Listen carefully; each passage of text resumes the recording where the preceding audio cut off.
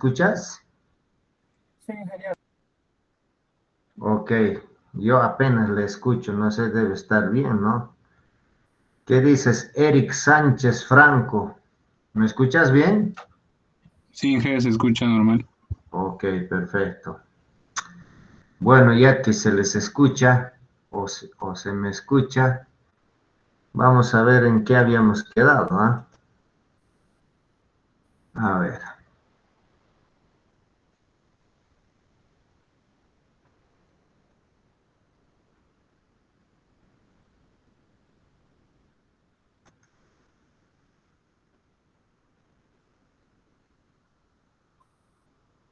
Ahora sí.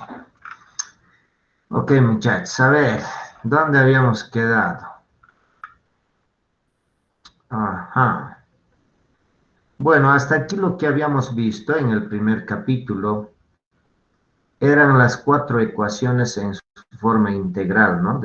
O sea, las cuatro ecuaciones de Maxwell en su forma integral, ¿ok? Estas son las cuatro. Entonces, un poquito hemos visto uno por uno cuál es qué es lo que nos quiere decir estas ecuaciones, ¿no? ¿Ok?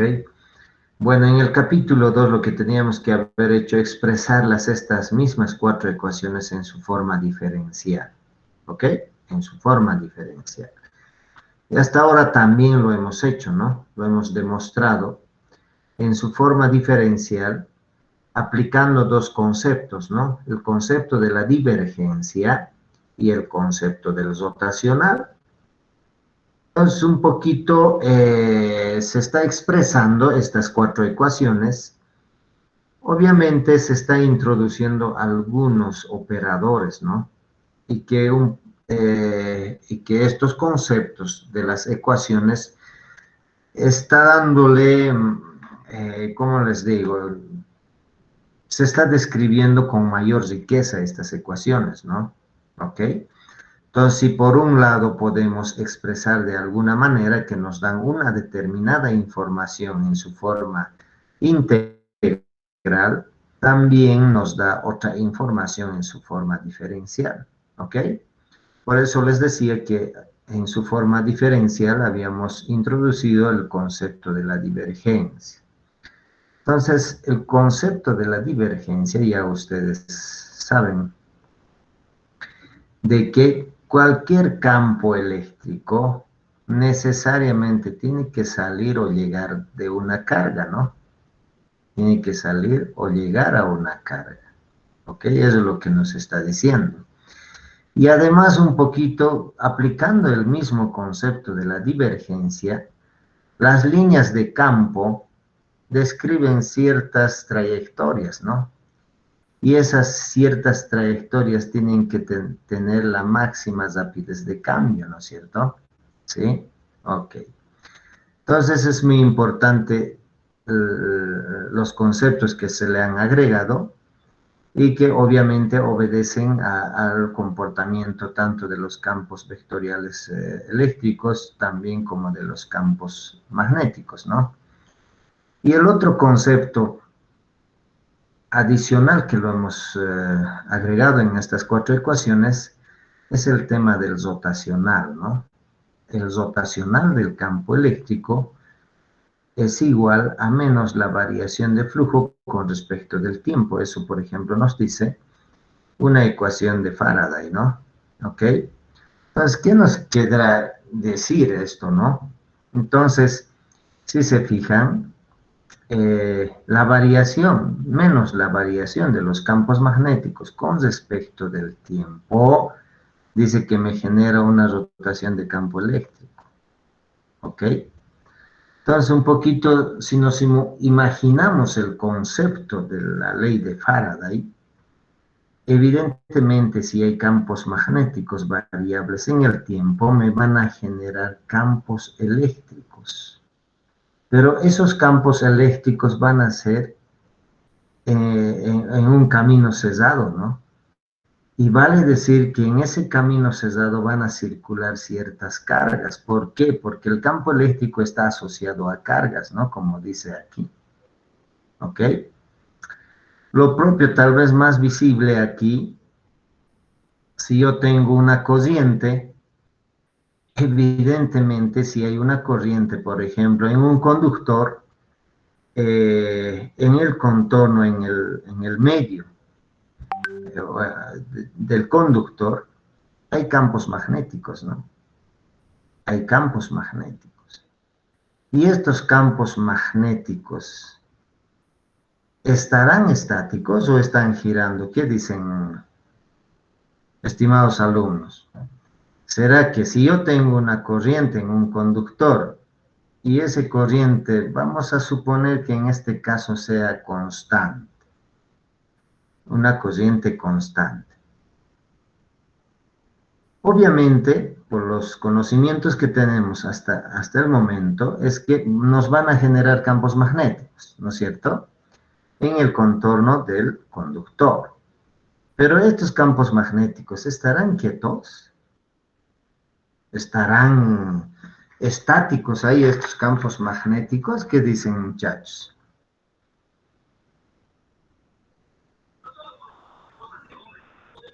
¿Qué dicen?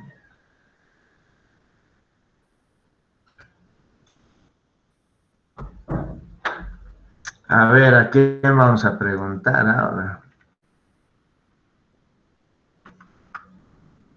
A ver, Jaime Enrique Sanabria debe ser. Jaime Enrique Sanabria. A ver, Jaime, ¿qué crees tú viendo la ecuación, como lo hemos descrito aquí?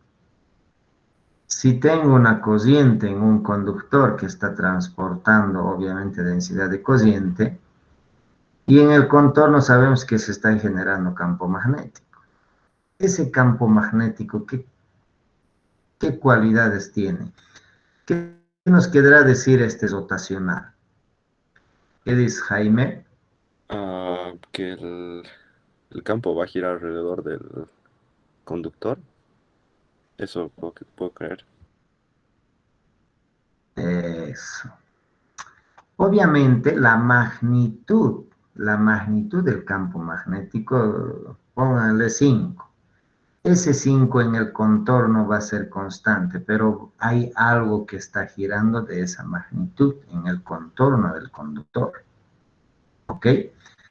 Simplemente imagínense, ¿no?, el concepto del rotacional que los hemos un poquito ilustrado con la ruedita de paletas. Si hay un campo magnético o un campo vectorial que en cierta manera varía en el espacio como el campo vectorial de velocidades, en este caso varía, ¿no es cierto? Varía porque cuanto más cerca al conductor el campo magnético es más grande o de mayor magnitud, y cuanto más lejos esté es de menor valor. Entonces, por el solo hecho que se esté dando ese escenario, es que hay una rotación, hay una rotación. Vale decir que los campos magnéticos no están quietos ahí, ¿no? Entonces, si ya un poquito, los que están haciendo conmigo laboratorio, si se han podido observar, se ha simulado, se ha visto el campo vectorial, pero no lo hemos visto el sentido de giro. Evidentemente se puede asumir, pero el campo varía en función, ya sea directamente proporcional al radio, que es dentro del conductor, e inversamente proporcional a Rho, si es fuera del conductor, ¿no es cierto? Entonces, por el solo hecho de que esos campos vectoriales alrededor están variando en función de Rho, entonces obviamente tiene una rotación. ¿Ok? Perfecto. Ok. Bueno, hasta aquí habíamos llegado a deducir las 4 ecuaciones de Maxwell en su forma diferencial. Ahora el siguiente paso, un poco vamos a acelerar el paso. Evidentemente no nos vamos a detener en algún procedimiento matemático o alguna demostración. Lo que queremos saber es que también estas ecuaciones van a representar a ondas. Porque lo que queremos demostrar es que dentro de la teoría de electromagnética, si yo tengo una densidad de carga periódica, vale decir periódica, senoidal o cosenoidal, si va a tener ese comportamiento, obviamente vamos a tener un campo eléctrico de esas características. Es como cuando vulgarmente hablamos, ¿no? Si un asiático, un chino, tiene sus hijos, tiene que tener las mismas más o menos las mismas características, ¿no? También tiene que ser un chinito, ¿no?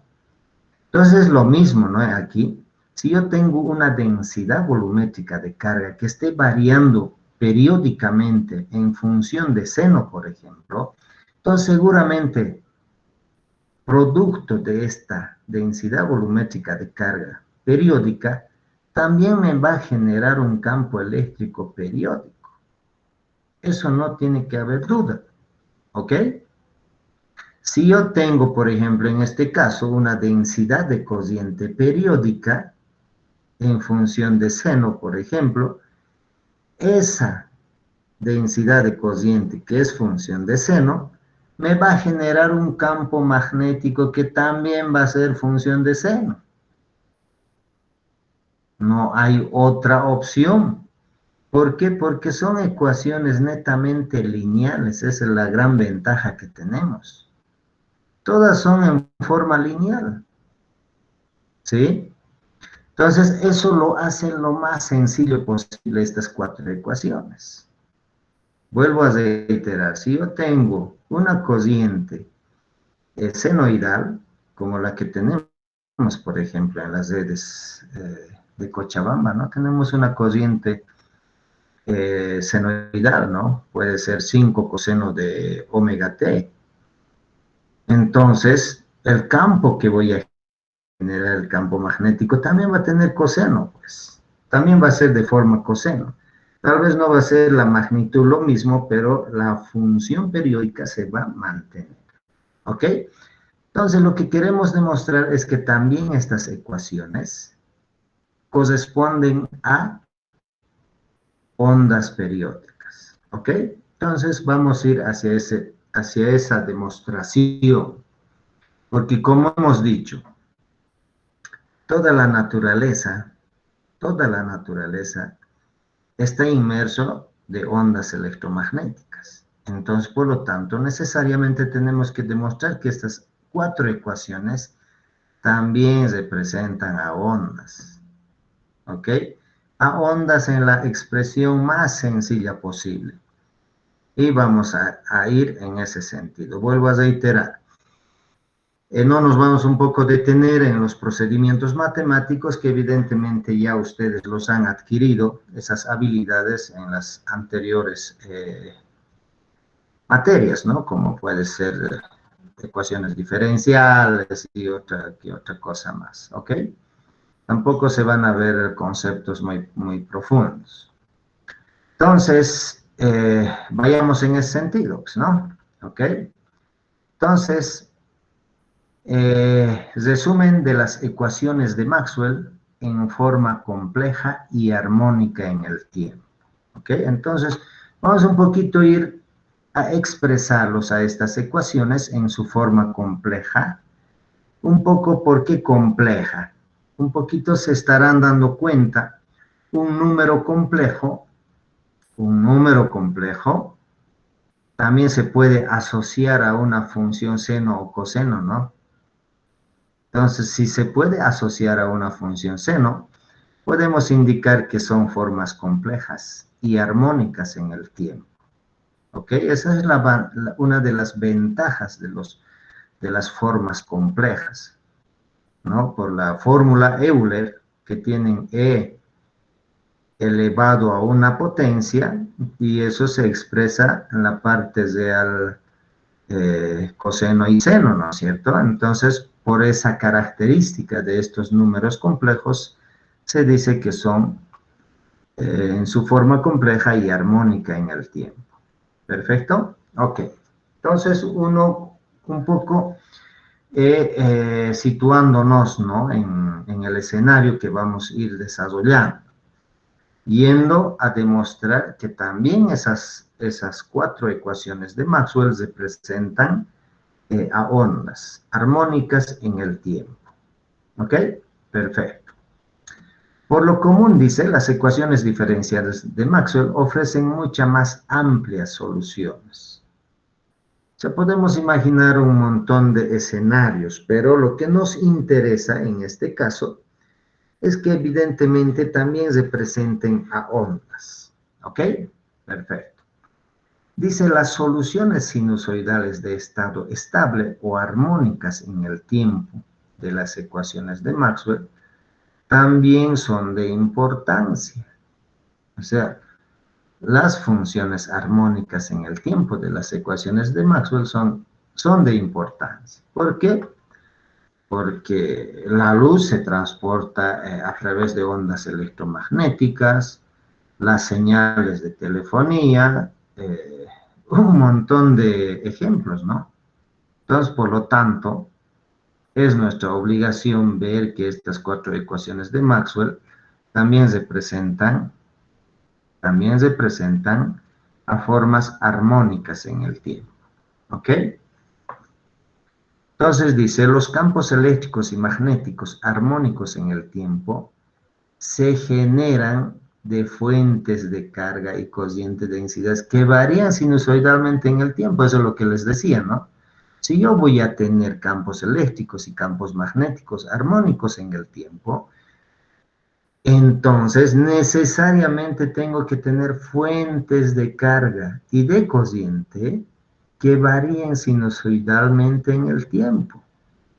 Dependerá de estas fuentes de campo eléctrico y de campo magnético, ¿no es cierto?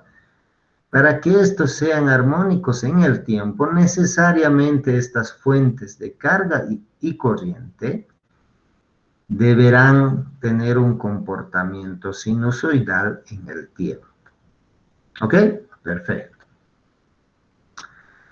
Suponiendo que las fuentes sinusoidales hayan estado activas en el tiempo suficiente como para que las componentes de campos transitorios hayan decaído hasta niveles despreciables.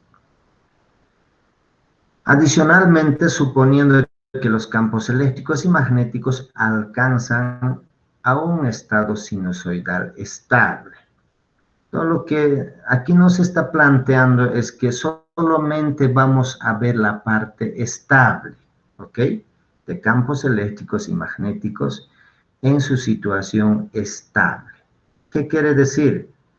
Es una situación, como su nombre dice, estable. Y hay otro comportamiento que es el transitorio, ¿no?, que pasan en momentos o en periodos muy chicos. Entonces, esos momentos transitorios no los vamos a ver, los vamos a ignorar. Simplemente lo que vamos a ver son los campos eléctricos y magnéticos en su estado estable sinusoidal. ¿Ok? Perfecto. Por eso dice aquí, ¿no?, que las fuentes sinusoidales hayan estado activas en el tiempo suficientemente como para no considerarlas las transitorios y simplemente considerarlas las estables. ¿Ok? Entonces dice, los campos eléctricos y magnéticos varían de acuerdo si es sinusoidales o sinusoidales, pueden tener una forma de coseno omega t y un ángulo de desfase, ¿no?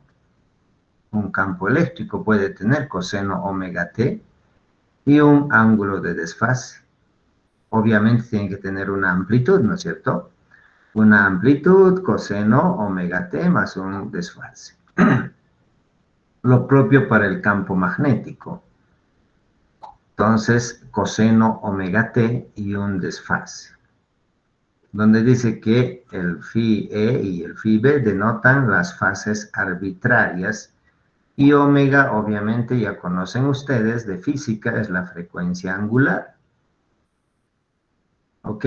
Se logra, dice, otra formulación equivalente si se supone que los campos varían de acuerdo con el factor exponencial complejo E a la J omega T. ¿Ok? Entonces se logra otra formulación equivalente a estas periódicas si se supone que los campos varían de acuerdo con el factor exponencial complejo E a la J omega T. Es muy importante esta expresión, ¿no? Por eso que el interés de convertir los campos eléctricos y magnéticos en su forma compleja, porque manejamos de manera exponencial y este exponencial ya nos da una idea de esta naturaleza, ¿no? La parte real coseno y la imaginaria seno, ¿no? Entonces, ya vamos a ir viendo cómo se configura esto en su forma compleja, ¿ok? Bueno, entonces volvemos a indicar que estos campos eléctricos y magnéticos, si queremos expresarlos en su forma sinusoidal, será que van a tener que ser en función de coseno, por ejemplo, es un ejemplo, o también podría ser en función de seno, ¿no? En este caso está indicando que el campo eléctrico y el campo magnético los podemos expresar a través de una función coseno omega t y un ángulo de desfase, y el campo magnético también coseno omega t y un ángulo de desfase. ¿Ok? Ahora, por ejemplo, hablando de esto, si vemos la ecuación de Faraday, ¿no? Si yo tengo un campo magnético variable o sinusoidal, además variable en el tiempo, entonces el resultado también tiene que ser sinusoidal, porque la fuente de este campo eléctrico es un campo magnético sinusoidal variable en el tiempo. ¿Ok? Entonces, por eso que aquí prácticamente nos interesa de que estos campos eléctricos y magnéticos de alguna manera podamos demostrar que son periódicas en el tiempo o sinusoidales. ¿Ok? Para ello podemos expresar de esta manera o de esta manera, ¿no? ¿Ok? Puede ser en esta forma de coseno, a ver, vamos a resaltar. Puede estar expresado en forma de coseno o en forma exponencial, ¿no? Si agarramos una graficadora o una función o con cualquier programita y dibujamos esta ecuación, seguramente va a ser una función periódica, ¿no? Ya conocen ustedes, el coseno. Un poco mal estoy dibujando, pero más o menos va a tener esa forma, ¿no? Entonces, eso obviamente es una forma periódica, ¿Ok? Perfecto. Entonces, bajo esa explicación, lo que nosotros tenemos hasta ahora la idea es que tenemos campos, mejor dicho, campos vectoriales y campos escalares, ¿no? Entonces, por ejemplo, el campo eléctrico es un campo vectorial que depende del espacio y el tiempo. Y el campo magnético también es un campo vectorial que depende del espacio y del tiempo. La densidad de cociente también es un campo vectorial porque tiene dirección, sentido y magnitud. Entonces es un campo vectorial que también depende del espacio y del tiempo. Si la densidad volumétrica de carga es un campo escalar que también depende del espacio y el tiempo, ¿no es cierto? ¿Sí? Ok. Hasta ahora hemos definido estos campos vectoriales y escalares en el espacio vacío. ¿Ok? Entonces, una cosa muy importante que aquí dice, ¿no? También lo que ya los había indicado. La linealidad de las relaciones de Maxwell garantiza que las variaciones sinusoidales en el tiempo de las fuentes de carga y corrientes produzcan también campos eléctricos y magnéticos que en el estado estable también son sinusoidales, ¿ok? Si yo tengo cargas y corrientes variables en el tiempo, también tienen que ser los campos eléctricos y magnéticos que se están produciendo a partir de de esas, de esos parámetros. Entonces dice, se reemplaza las funciones 248. Si yo quiero expresarlos en función exponencial, entonces lo que vamos a hacer es lo siguiente. Eh, lo interesante de expresar en función exponencial es lo siguiente.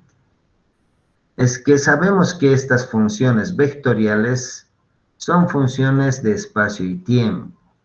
Entonces un poquito complica, ¿no? El tratamiento y la solución de algunos problemas, que por un lado depende del espacio y por otro lado depende del tiempo. Entonces, lo que el artificio que maneja las funciones exponenciales es que separa esos dos estados. Función exponencial separa estos dos escenarios. Pone de una forma que desliga la parte espacial y de la parte temporal. Entonces veamos ese escenario, ¿no? Dice, entonces se reemplazan las funciones de 248 de espacio y tiempo con productos de funciones complejas del espacio solamente, multiplicando por el factor complejo e a la j omega t. Entonces, ¿qué vamos a hacer? Este campo vectorial, función de espacio y tiempo, se lo va a reemplazar por esto. Si se fijan, aquí ya va un campo eléctrico complejo.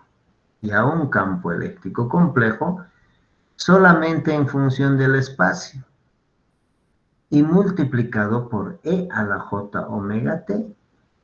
Medio que daría una impresión de que está separando la parte espacial y la parte temporal, ¿no? ¿Ok? Un minutito, muchachos, un minutito.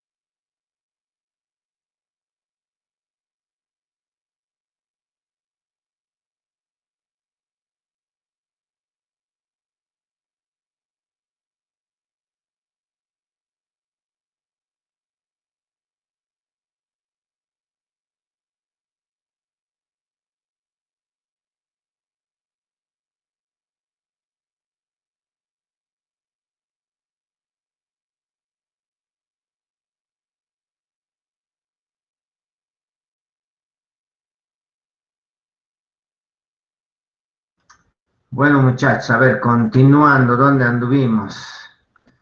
Como decíamos, por lo general, en realidad eh, los campos vectoriales, o en este caso el campo eléctrico, es función del espacio y el tiempo, ¿no es cierto? Y el campo magnético, lo propio, es función del espacio y del tiempo. Y la densidad de corriente, lo propio, y la densidad volumétrica de carga es un campo escalar, ¿no es cierto?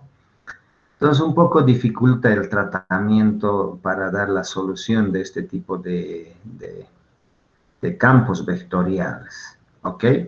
Entonces,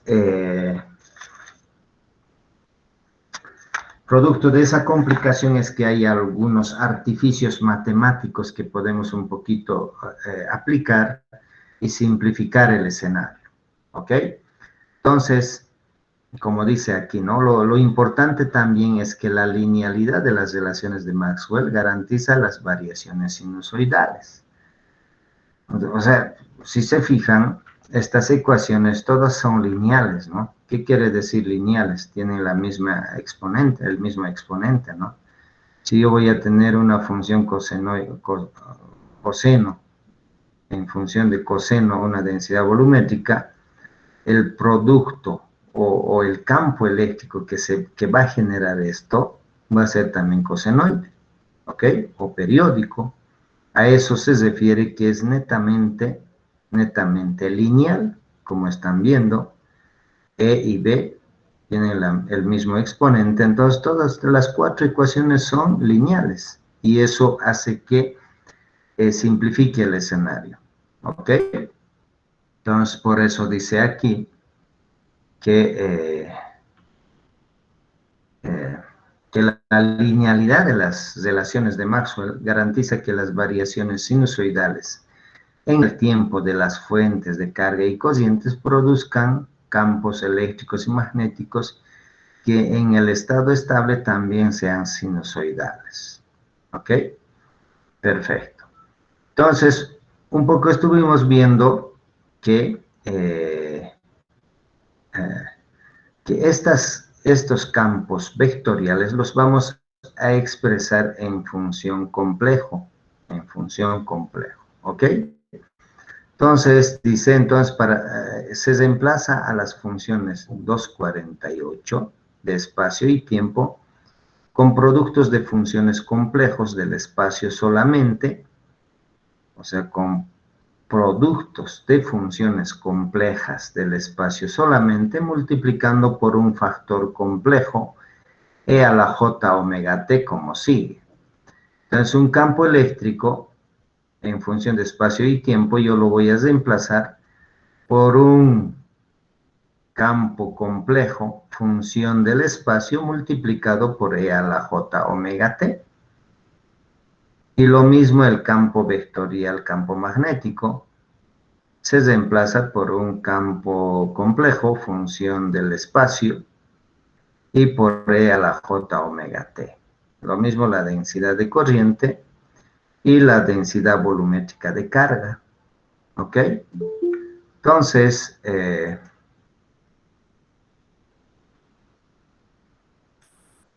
bajo ese escenario, dices, si se escriben los vectores complejos, campo eléctrico, campo magnético y la densidad de corriente en función del sistema de coordenadas generalizadas como sigue, por ejemplo, obviamente este campo eléctrico complejo, como es un vector, obviamente voy a tener que expresarle a través de sus tres componentes, ¿no? A través de sus tres componentes. ¿Ok? Entonces, al insertar 249, dice, en las ecuaciones de Maxwell de la tabla 2-1, se obtiene. Entonces, si vamos a reemplazarlos por por estos productos, eso lo podemos aplicar en las cuatro ecuaciones de Maxwell. En las cuatro ecuaciones de Maxwell, que se refiere a estas, ¿no? A estas. Entonces, al campo eléctrico lo vamos a multiplicar por E a la J omega T y además lo vamos a convertir en complejo, ¿no? Y lo mismo aquí, ¿ok? Entonces, a estas cuatro los vamos a aplicar de esa manera. Entonces, si se fijan aquí, lo estamos convirtiendo, ¿no? Por ejemplo, la primera ecuación, la divergencia de epsilon sub 0 por el campo eléctrico era igual a la densidad volumétrica de carga. Entonces, lo que estamos haciendo, el campo eléctrico y la densidad volumétrica de carga lo estamos convirtiendo en complejo y multiplicándolo por E a la J omega T, ¿sí? A ambos lados. Lo mismo estamos haciendo la divergencia del campo magnético. Lo estamos convirtiendo en complejo y multiplicándolo por E a la J omega T. Obviamente, si estoy multiplicando ambos miembros, aquí va a seguir siendo 0. La multiplicación por otro número siempre va a ser 0, ¿no? Por eso que aquí no aparece el E a la J omega T. Lo mismo en las dos ecuaciones del rotacional, ¿no? El rotacional del campo eléctrico complejo por E a la J omega T va a ser igual a menos la variación con respecto del tiempo del campo magnético complejo E a la J omega T. Y por último, la ley de Ampère, el rotacional del campo magnético complejo partido por mu sub 0, E a la J omega T es igual a J complejo E a la J omega T más la variación con respecto del tiempo de epsilon sub 0, E complejo por E a la J omega T. Entonces, como están viendo, simplemente lo estamos convirtiendo los campos en complejos y multiplicando por E a la J omega T. Vale decir que lo estamos convirtiendo en su función, en su forma compleja. ¿Ok? Entonces, un poco aclarando, ¿no? Los operadores de la divergencia y el rotacional solo van a afectar a la función espacial, ¿no? Estos operadores, si se dan cuenta que el operador divergencia y el rotacional solamente va a afectar a la dependencia espacial, nada más. ¿Por qué? Porque la dependencia es la derivada de la función con respecto de x, con respecto de y con respecto de z, no hay con respecto del tiempo, ¿no es cierto? Y lo mismo el rotacional, solamente van a afectar a las funciones dependientes del espacio. ¿Ok? Entonces, por lo tanto, entonces, de este E a la J omega T no le va a afectar la divergencia, ¿no? Entonces, tendrá que salir de ese símbolo de la divergencia. Entonces, al salir, esta E a la J omega T y con esta E a la J omega T van a ser simplificados. Van a ser simplificados. Por lo tanto, simplemente va a quedar esta primera ecuación como la divergencia de epsilon sub 0 por el campo eléctrico complejo, que va a ser igual a la densidad volumétrica de carga complejo. ¿Listo? Entonces, esto es su forma compleja de la ley de Gauss para campos eléctricos, ¿no? ¿Sí? Lo mismo para la divergencia del campo magnético. El E a la J omega T no va a tener incidencia el operador de la divergencia, entonces va a salir hacia afuera y eso puede bajar a dividir 0 sobre 0, 0 sobre cualquier otro número es 0, ¿no? Entonces, por tanto, nos va a quedar la divergencia del campo magnético complejo es igual a 0. ¿Ok?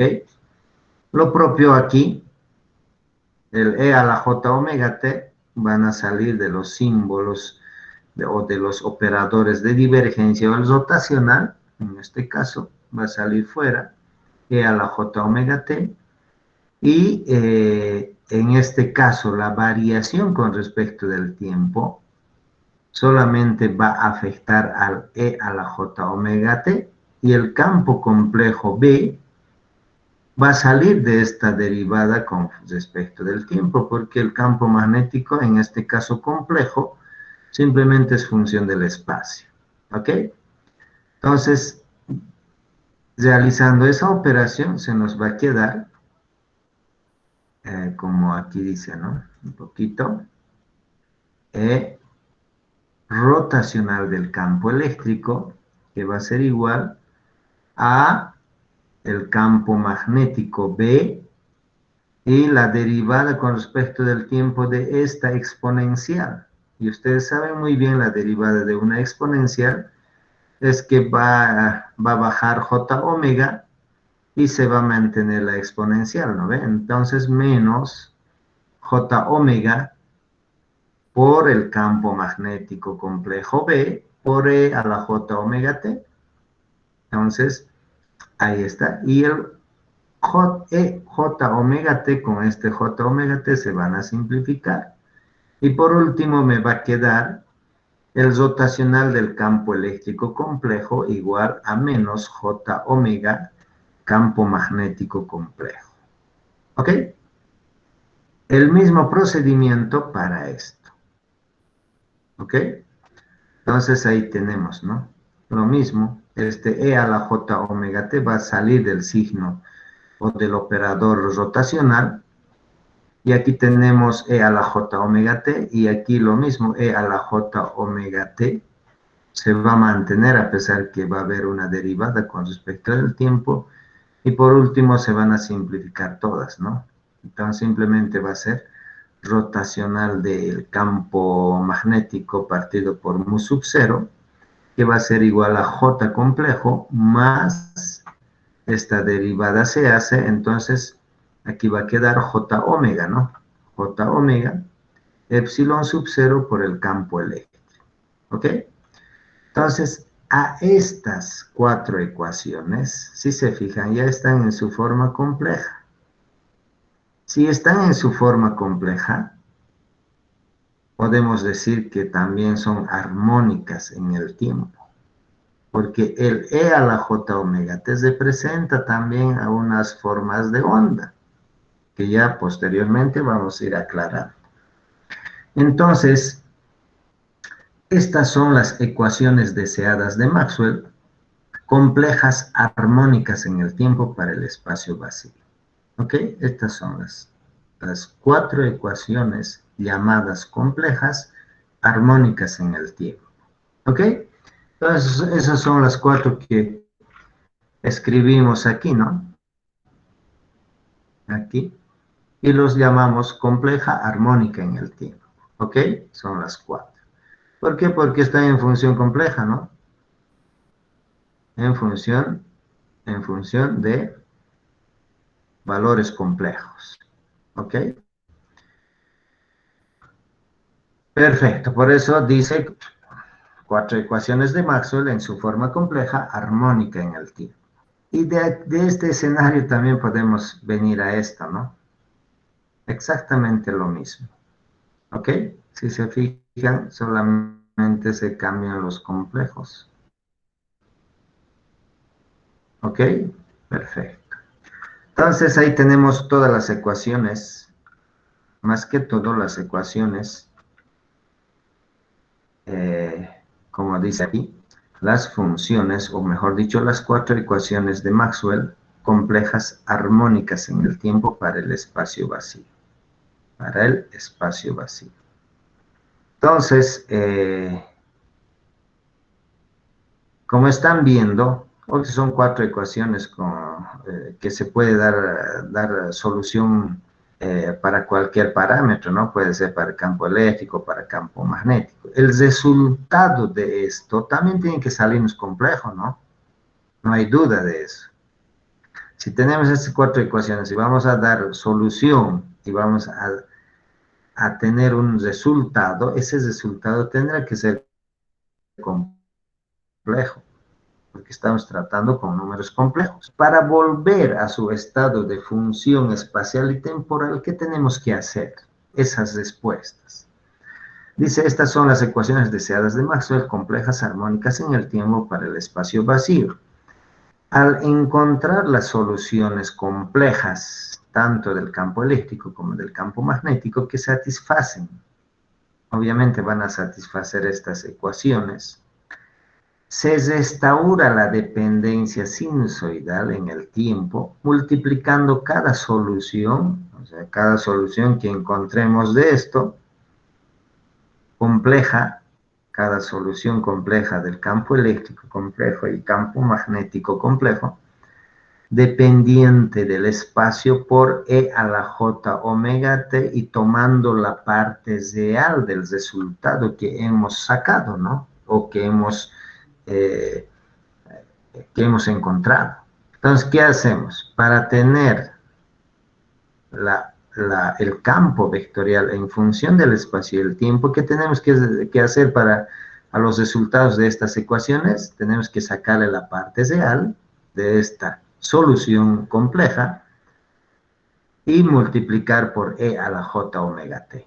Y listo, ya estamos en función de un campo eléctrico vectorial en función del espacio y el tiempo.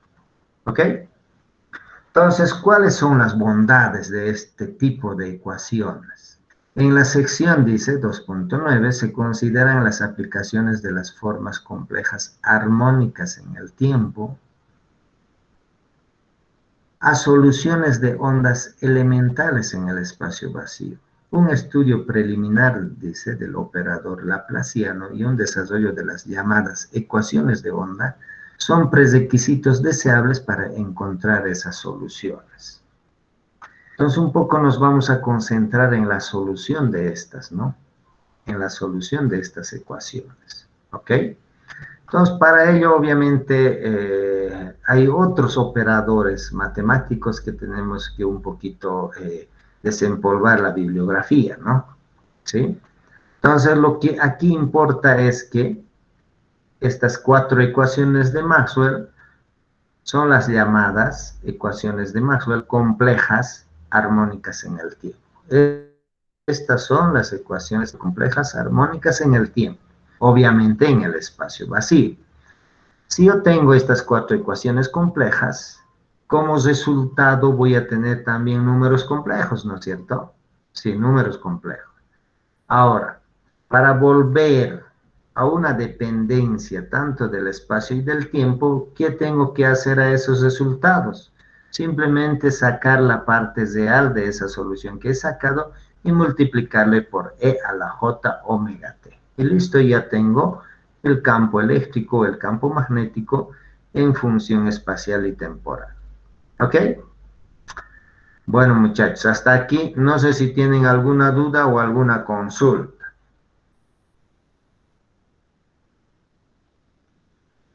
¿Qué dicen, muchachos? ¿Está todo claro? ¿Qué dices, Félix, Alfredo, César? César, no sé. Félix, Alfredo, ¿qué dices? ¿Cómo estás? ¿Qué tal? ¿Has entendido o no? Está durmiendo, dice Félix, Alfredo, ¿ah? Ezequiel Pereira. Ezequiel Pereira. Inge, ¿ahora me escucha? Sí, sí, sí, ¿qué dice Ezequiel? ¿Cómo es? ¿Has entendido o no has entendido? Más o menos, Inge, la verdad no me ha quedado muy claro. Ok. A ver, Sarela Nelsi Rojas, ¿has entendido, Sarela? Hola, sí, Ok. sí, Bueno, bueno, tal vez un poquito para repasar, un poco retornar, ¿no? A lo que habíamos dicho más antes. Habíamos visto los campos, mejor dicho, los campos vectoriales y los campos escalares. Ambos son funciones de espacio y tiempo, hemos dicho, ¿no? ¿Ok? Perfecto. Partimos de eso. Ambos tanto las funciones escalares como las funciones vectoriales son funciones de espacio y tiempo. En el caso que nos atinge son campos eléctricos, que son campos vectoriales, ¿no? Que están en función del espacio y el tiempo. Lo mismo los campos magnéticos, que son funciones de espacio y tiempo. La densidad de cociente lo propio y las densidades volumétricas de carga son campos escalares en función de espacio y tiempo. ¿Ok? Perfecto. Entonces, dice que estas 4 ecuaciones de Maxwell, que ya los hemos demostrado, lo interesante es que también estas 4 ecuaciones de ecuaciones de Maxwell se presentan a ondas. Entonces, para ello estamos explicando, si yo tengo una densidad volumétrica de carga que es función periódica, entonces, como esto es una fuente de campos eléctricos, ese campo eléctrico resultante de esta densidad volumétrica de carga también tiene que ser periódico.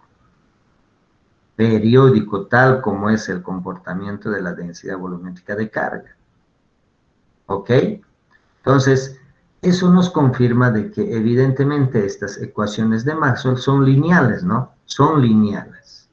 ¿Ok? Entonces, un poquito para darle solución más simple, lo que vamos a hacer, habíamos dicho, es que los vamos a convertir en su forma compleja, en su forma compleja. ¿Y por qué a complejo? ¿No? Entonces, un poco les había explicado, si yo digo que estos 2 campos eléctricos, mejor dicho, estos 2 campos vectoriales, tanto el eléctrico como el campo magnético, son periódicos. Obviamente tienen que ser función de coseno o seno, ¿no? Que son periódicos. ¿Ok? Son periódicos. Y obviamente esto tiene que ser, este comportamiento también tiene que llevar las fuentes de los campos eléctricos y magnéticos, que tienen que ser cargas o densidades de cargas o corrientes, ¿no? O densidades de corrientes. También tienen que ser de esa forma. ¿Ok? Pero por lo general dice que estos se expresan de forma compleja, multiplicando por e a la j omega t. Un poquito viendo los números complejos, un número complejo por la fórmula de Euler se puede reemplazar como una exponencial, ¿no es cierto? Obviamente esa exponencial tiene una coordenada en la parte real y en la parte imaginaria. La parte real es coseno y la imaginaria seno, ¿no? Entonces, bajo ese enfoque es que si lo expresamos en forma compleja, también vamos a estar hablando en forma periódica, ¿no? Porque llegamos a lo mismo, a una función coseno o seno, ¿ok? Por eso que es que lo que se opta es en convertirlos a los números complejos. Entonces, esta suposición, dice, lleva a una reducción de las funciones de campo del espacio y el tiempo a las funciones de espacio solamente, como se observa en lo que sigue. Entonces, es como si estuviéramos un poco disgregando la dependencia del tiempo y del espacio, ¿no? Cuando yo convierto en su forma compleja, entonces, ¿qué estoy haciendo? El número complejo solamente me va a depender del espacio. Y hay otra componente que el e a la j omega t, el exponencial me va a expresar la dependencia temporal. Entonces, esa es la ventaja de los números complejos, ¿no? Entonces, si yo tengo un campo eléctrico que solamente depende en función del espacio, obviamente como es un vector, en las 3 componentes voy a tener que van a tener en esos 3 componentes, ¿no? Entonces, por tanto, las 4 ecuaciones de Maxwell los vamos a convertir en su forma compleja aplicando estas que habíamos dicho. Entonces, aplicando en su forma compleja, vuelvo a reiterarles, los operadores de la divergencia y el rotacional solamente van a ser dependientes los números complejos y no así el exponencial e a la j omega t. ¿Por qué? Porque la divergencia o el rotacional simplemente son variaciones espaciales, ¿no? En x y z, o así sucesivamente. Entonces, desde ese punto de vista, hemos llegado a estas 4 ecuaciones, ¿no? Aplicando esos conceptos. Entonces, estas son las 4 o las ecuaciones de Maxwell complejas armónicas en el tiempo para el espacio vacío. ¿Ok? Como tenemos estas 4 ecuaciones complejas, seguramente si yo quiero darle solución a algún problema, voy a tener resultados complejos, ¿no? Resultados complejos.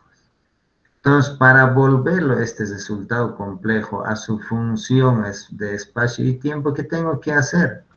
Lo que tengo que hacer es esa solución, sacarle la parte real y multiplicarle por e a la j omega t. Y listo, ya tengo el resultado en función del espacio y del tiempo. Y listo. ¿Ok? Bueno, muchachos. Entonces, eso es muy importante. Entonces ya tenemos las 4 ecuaciones de Maxwell en su forma compleja y armónicas en el tiempo. Entonces ahí tienen en la página 56 las diferentes formas de las 4 ecuaciones de Maxwell, ¿no? De las 4 ecuaciones de Maxwell. Esta en el capítulo 1 las hemos deducido, esta en el capítulo 2, las formas diferenciales, y de ahí hemos ido a su forma compleja, tomando algunas consideraciones, y de aquí vamos a llegar a esto. ¿Ok? Perfecto. Entonces, hasta aquí lo que hemos llegado son a las 4 ecuaciones de Maxwell en su forma compleja y armónicas en el tiempo. ¿Perfecto? Ok. ¿Qué más? Bueno, 21, 24. A ver, avanzaremos algo más, ¿no?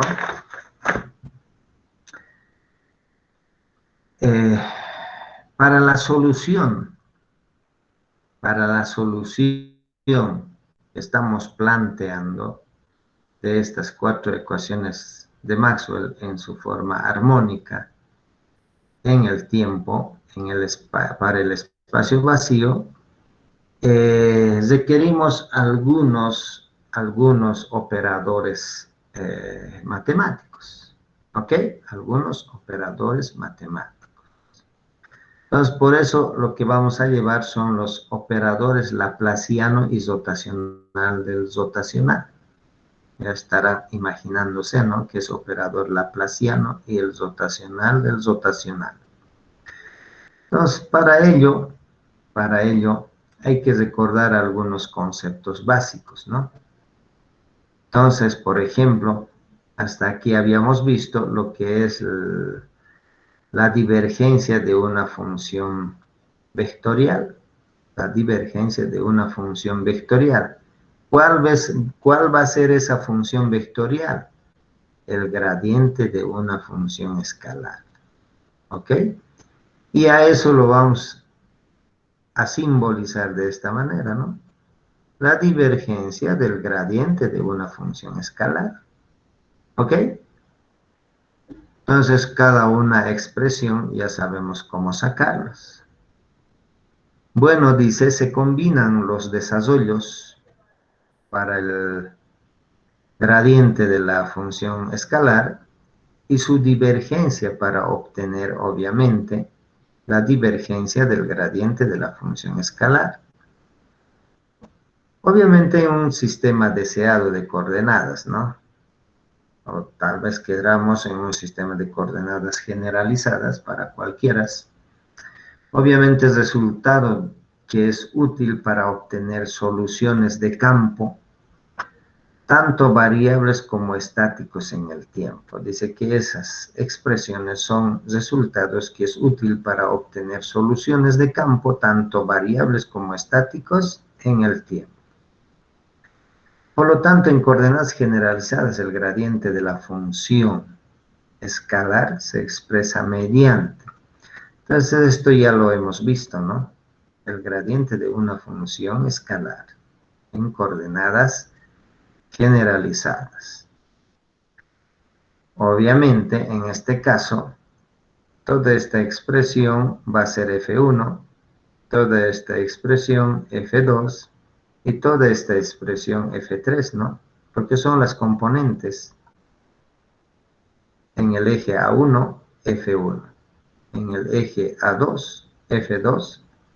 Y en el eje A3, F3. Entonces, todo esto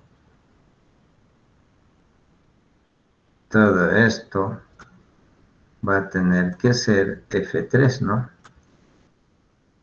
F3. ¿Ok? Perfecto. Y lo propio aquí, F2 y F1. Como dice aquí, ¿no? Y luego ya sabemos sacar la divergencia del gradiente de una función escalar.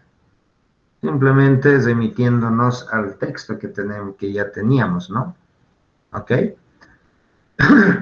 Un poquito es procedimiento matemático, ¿no? Pero bueno, en este momento no importa de dónde, cómo, ¿no? Pero lo importante es que ya sabemos qué es el gradiente de f y qué es la divergencia del de una función escalar. ¿Ok?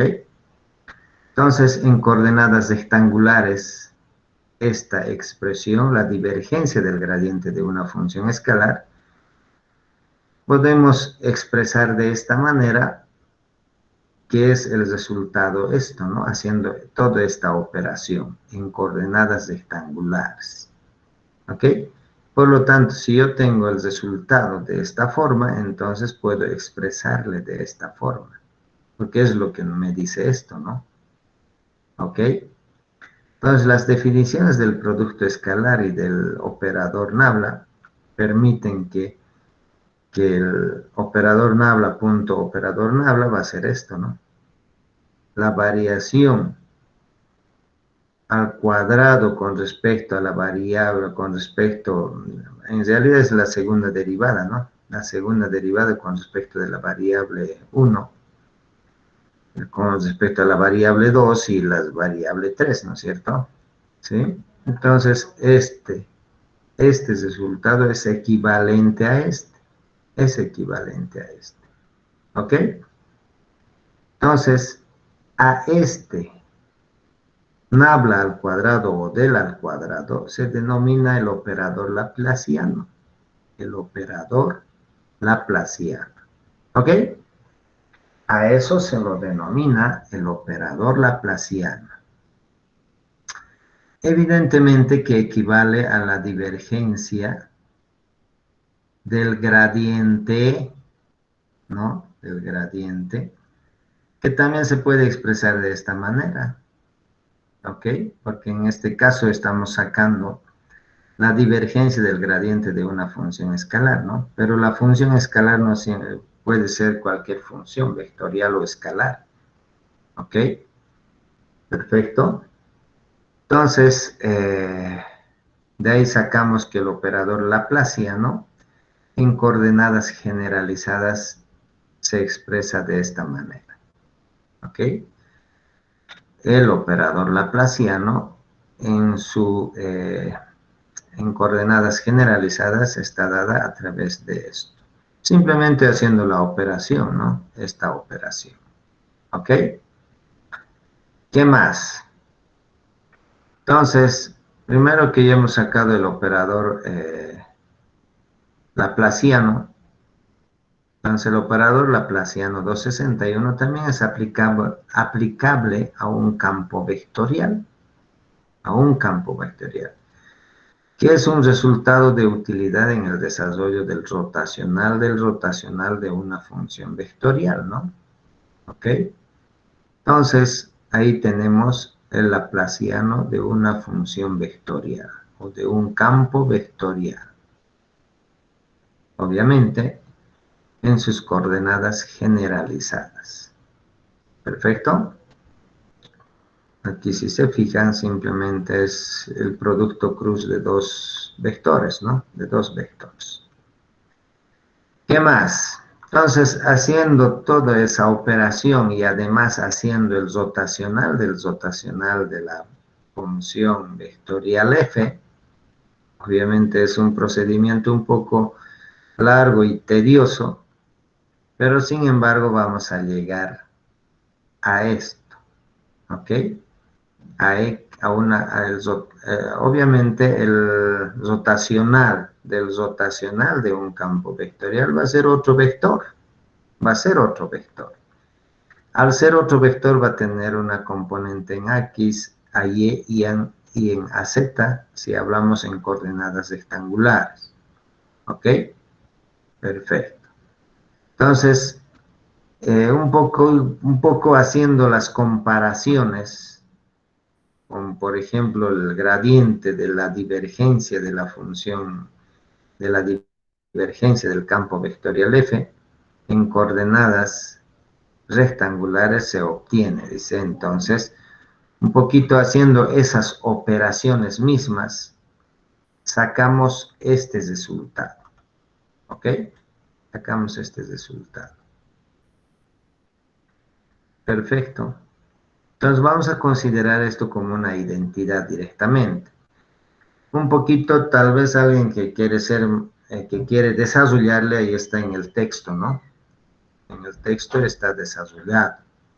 Pero lo que yo no quiero es que nos concentremos en las operaciones que evidentemente se tienen que hacerlas, pero al final lo que nos interesa es el resultado, ¿ok?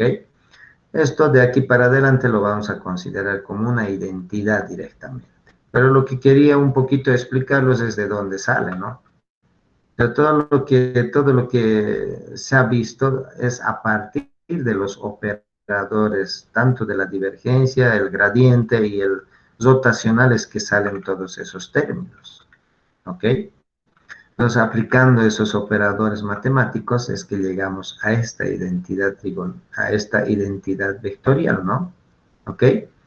Entonces, esta ecuación proporciona una equivalencia, dice, para el rotacional del campo vectorial f.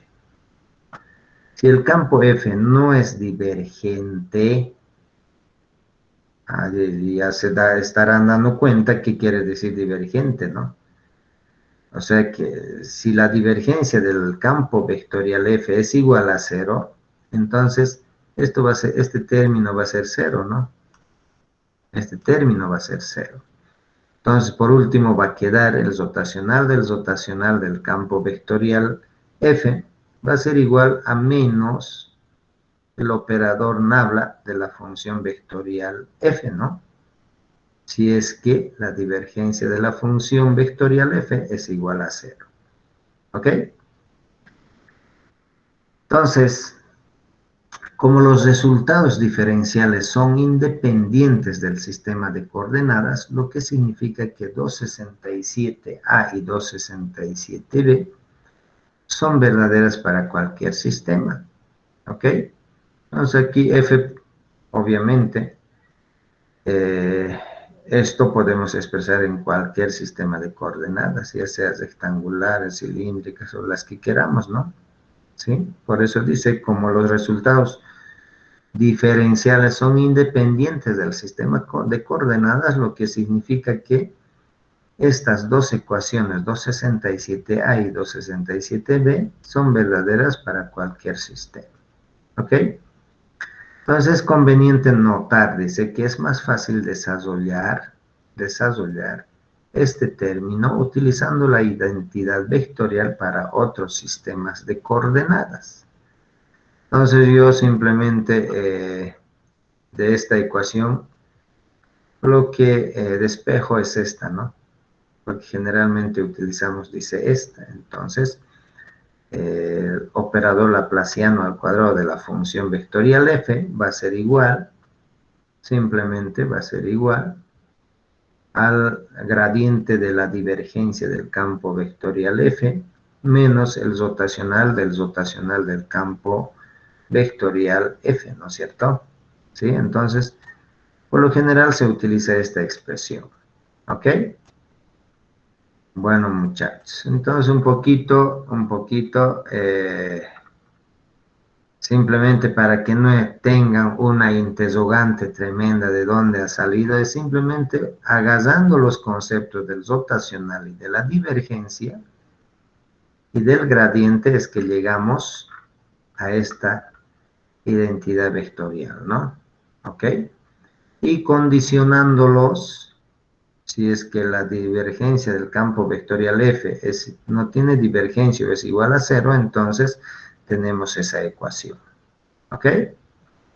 Perfecto, muchachos. Entonces, a partir de ahora para adelante, lo que vamos a considerar es esta ecuación. ¿Ok? Perfecto. Obviamente en el examen no les voy a pedir desarrollar el rotacional del rotacional, ¿no? Porque eso obviamente lo van a demorar 1 hora o 2 horas todo el examen. Lo que nos interesa es el concepto. Sabemos que es el rotacional, más que suficiente. Sabemos que es, la divergencia y sabemos que es el gradiente. Son los conceptos principales que tenemos que saber para desarrollarlos y llegar hasta esta identidad vectorial. ¿Ok? Y por lo último, simplemente vamos a considerar, vuelvo a reiterar, como una identidad vectorial esta ecuación. ¿Ok? Perfecto. ¿Qué más? A ver, 38, un poquito más vayamos, ¿no? Un poquito más. Entonces, las ecuaciones de onda para campos eléctricos y magnéticos en el espacio vacío, dice. Entonces, lo que vamos un poquito ya en adentrarnos en demostrar las ecuaciones de campo eléctrico y magnéticos ya en el espacio vacío, ¿no? Evidentemente, estas dos son, vamos a expresarlo en su forma de onda. ¿Ok? Entonces, bueno, para ello tenemos que partir de las 4 ecuaciones de Maxwell necesariamente. ¿Ok? Entonces dice, generalmente en un problema de campo electromagnético variable en el tiempo, se tiene interés en obtener soluciones de campo eléctrico o campo magnético.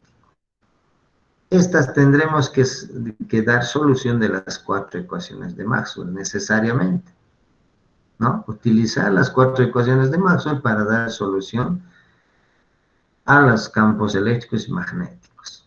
Obviamente combinando las ecuaciones de Maxwell de tal manera que se elimine uno de las variables, tanto que sean campos magnéticos o campos eléctricos, para dar una ecuación diferencial parcial, ¿no? Conocida como la ecuación de onda. Entonces, lo único que vamos a hacer es agarrar esas 4 ecuaciones de Maxwell, los vamos a considerar que son complejas y armónicas en el tiempo, y a partir de ello vamos a ir a demostrar que obviamente, dando solución a las 4 ecuaciones de Maxwell, vamos a llegar a la expresión de campos eléctricos o campos magnéticos que sean ecuaciones de onda, ¿no? ¿Ok? Entonces, tenemos las 4 ecuaciones de Maxwell en el espacio vacío, son estas 4, ¿no? Estas y esta, son los 4, las 3 y más 1. Son las 4 ecuaciones de Maxwell en el espacio vacío, si se están fijando, y además es en su forma diferencial, ¿no? En su forma diferencial. ¿Ok? Bueno, ¿qué más? Entonces, partimos simplemente de aquí. Partimos de estas 4 ecuaciones. ¿Qué hacemos? Dice, para eliminar el campo magnético, tomando el rotacional de ambos lados de 244, se obtiene. Entonces, lo que dice que a esta ecuación lo vamos a sacar a ambos lados el rotacional. ¿Ok? a ambos lados de la ecuación. Si yo afecto la misma ecuación a ambos miembros de la ecuación, no altera la ecuación, ¿no es cierto? Entonces, bajo ese enfoque, lo que aplicamos es el rotacional de esto a ambos lados. Entonces, ¿qué vamos a tener? Rotacional del campo eléctrico. ¿Ok? Rotacional del campo eléctrico. ¿Qué más? Menos la variación con respecto del tiempo.